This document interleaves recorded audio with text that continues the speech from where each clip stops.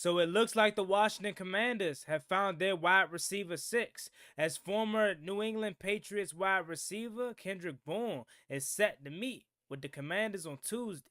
Let's talk about it. Shout out to Juan Gotti talking sports. You know what it is. Shout out Juan Gotti talking sports. The way that we live is not for everybody.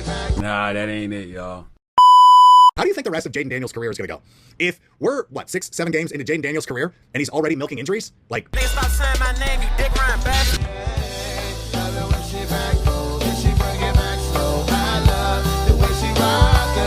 I love the way she move it, shake it on me. When she cry for him, the shawty is the winner. You can tell that shawty's no beginner, she's confident.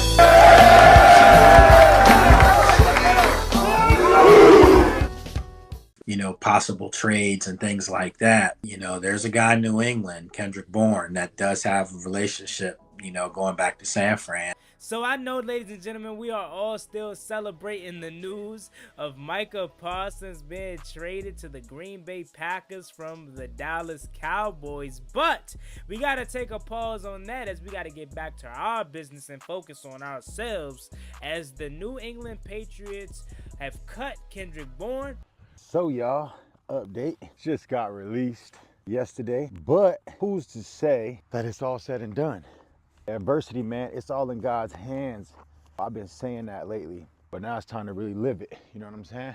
And he has ties to San Francisco and Adam Peters, and now he's visiting the Commanders on Tuesday. And per my man Lake Lewis Jr., who called it, who said live on the show with me the other night, keep an eye out for Kendrick Bourne, as he has ties to the 49ers and Adam Peters.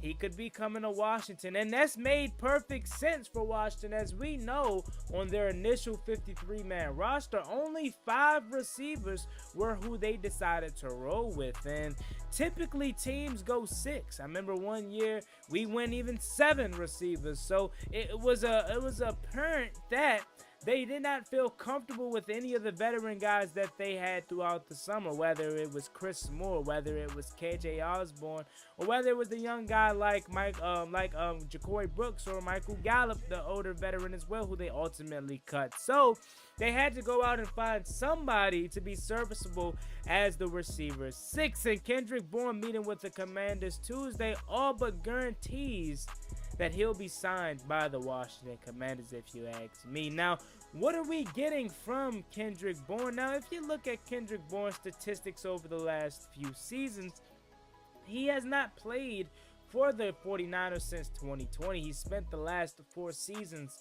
with the New England Patriots, actually coming on strong for the New England Patriots in 2021 with his first season there, having 800 receiving yards, and that was ultimately the best year of his career up until this point. He averaged 14 yards per reception, having 75 being his longest reception, and he had 5 touchdowns as well. And then in 2022 took a slight decrease, only getting 434 yards, 12.4 yards of reception and 1 tud. And then in 2023 he gave you 406 yards, and then in 2024 he gave you 305 yards. Now again, of course, I'm not going to do deep dive just right now. We don't know if injuries took a factor or if other guys stepped up that they wanted to use over Kendrick Bourne and whatnot. But of course, with having Pop Douglas and with having Jalen Polk and Stephon Diggs, it made Kendrick Bourne kind of be like the odd man out in a sense. And having his ties with the 49ers, it makes perfect sense that Washington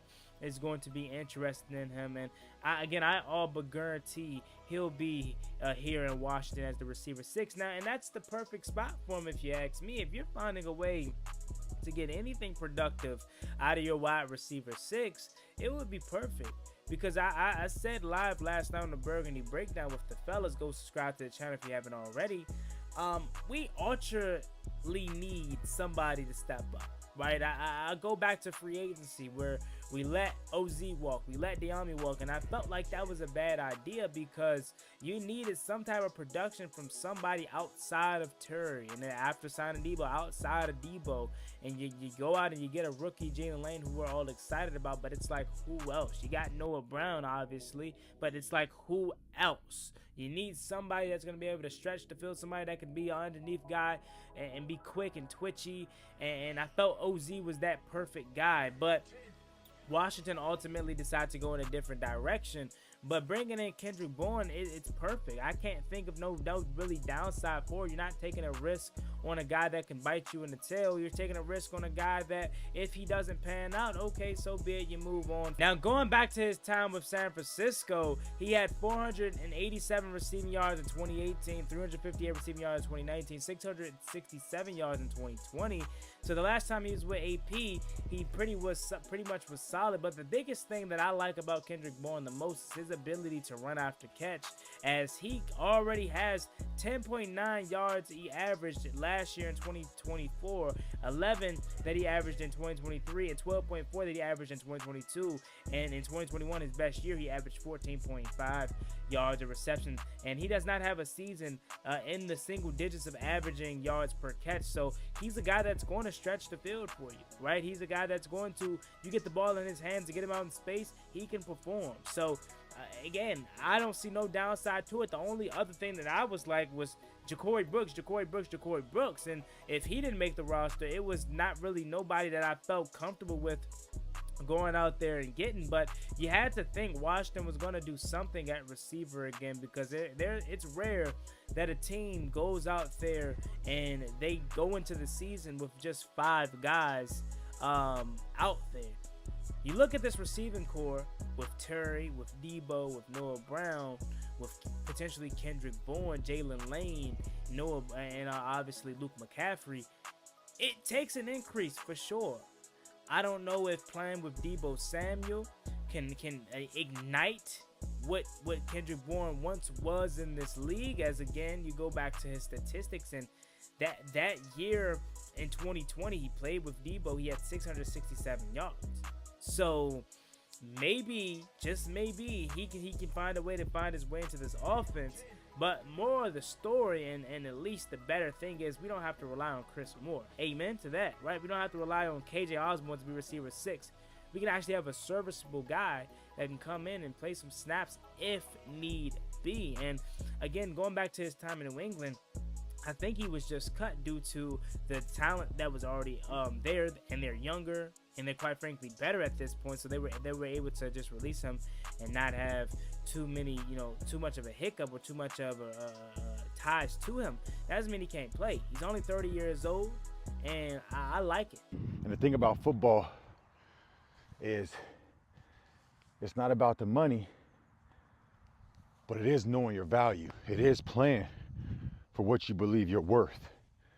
And that's super important for success, for your mental, but it's about the impact. And I know I've made a lot of impact on younger players, on people that I've been around, and that's what matters in life. And looking at this video of Kendrick Bourne as he's working out after being released, it seems like he has a little bit of a chip on his shoulder and still has something to prove. As he quoted this, "It's not about the money, but it's knowing your value. It is playing for what you believe you're worth." I know I made a lot of impact on young players and people that I've been around, and that's what matters most. So again, it seems as if it may have been some contract issues, some money things going on for the reason why he's no longer in New England. But I personally would take a chance on him. I mean, despite him not being superstar status, this is a guy that has been productive in a couple seasons and can provide you with some quality depth. And think about it like this, and this is how all these pass catchers are going to be. They playing with Jay Daniels, right? Like, Kendrick Bourne's played with Mac Jones and a slew of other guys. Jimmy Garoppolo, I'm more than certain he got a piece of him. Pause. Like, he hasn't played with this quality of a guy that has been this good in his career. So maybe that can also help him blossom quite a bit as well. But at the end of the day, you're taking a chance on a guy that your sixth receiver at this point, but it's way better than what we have on a practice squad. And I'm a Ja'Cory Brooks guy.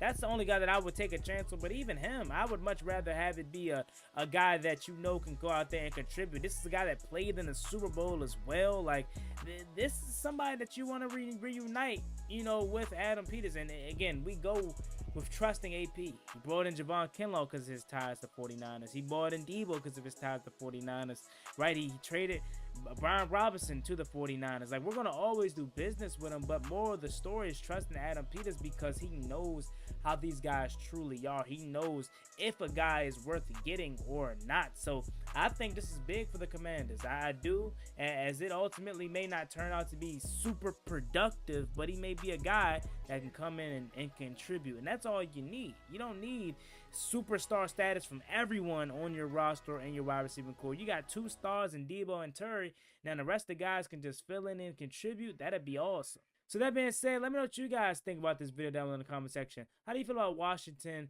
potentially getting Kendrick Bourne as he's set to meet with the Washington Commanders on Tuesday? I all but guarantee this is going to happen on Tuesday. Like, this is nothing that they're doing just to test him out. He's going to be a Washington Commander at the end of the day. Let me know what you guys think about this down below in the comment section. As always, me and boy Juan Gotti. Make sure you like, comment, subscribe to the channel. I'll catch y'all later. I'm out. Peace. Never gave a damn. Ballin' like I'm Deshaun, throw the bomb, G. That's IG, my jersey never seen a line.